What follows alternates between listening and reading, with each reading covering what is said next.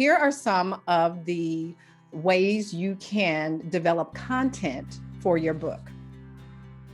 S in story, S.T.O.R.Y, the S in story stands for your strengths and your superpowers. What are you really good at? Think about that. The T in story is tips and trip ups. So on the tips side, you can write about your industry insights. You've been doing whatever. You could also write about trip ups, and these are mistakes that you've overcome in your life. If you're writing an inspirational memoir, for example, you can write about trip ups that you've made in your business. The O in story is about the origin or your outlook.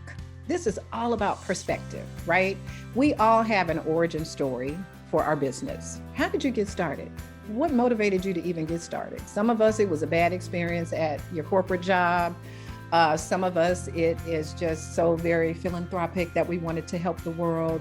And also on that O, it is your outlook. What's your outlook on life, your outlook on business, your outlook on your industry, okay? And some of this really can relate to legacy, right? In terms of your perspective on life, you could be talking about your perspective on the future.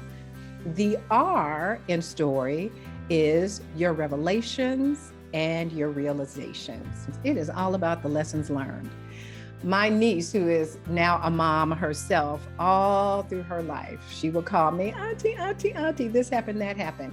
My question, my singular question to her was always, what's the lesson? Why do we go through things in life? Because there's a lesson in it. That's what your readers want to get from your book. When we're writing our first book, especially if it's an inspirational memoir, when it's a recovery story, right? I have been abused, or I have been abandoned, or I have whatever it is.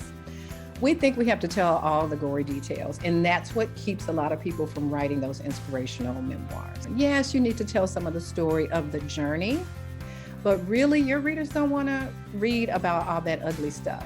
They can connect with you through the lesson you learned. And then finally, the Y in story is your yearning and your Yahoo. Ooh, so your yearning is your desires. What have you always wanted? We all want something. And sometimes that something changes over the years. It does. When you were 20, you probably wanted something completely different than what you want now. Those are our yearnings. You can write about that. There's also the Yahoo, your successes. What have you accomplished in your life, in your career, in your family, in your community, in your ministry, in your life journey? So these are things that you can write about in your book. If you found this valuable and you're ready to get started with your amazing book, let's schedule a free book strategy session. Grab the link in the description below.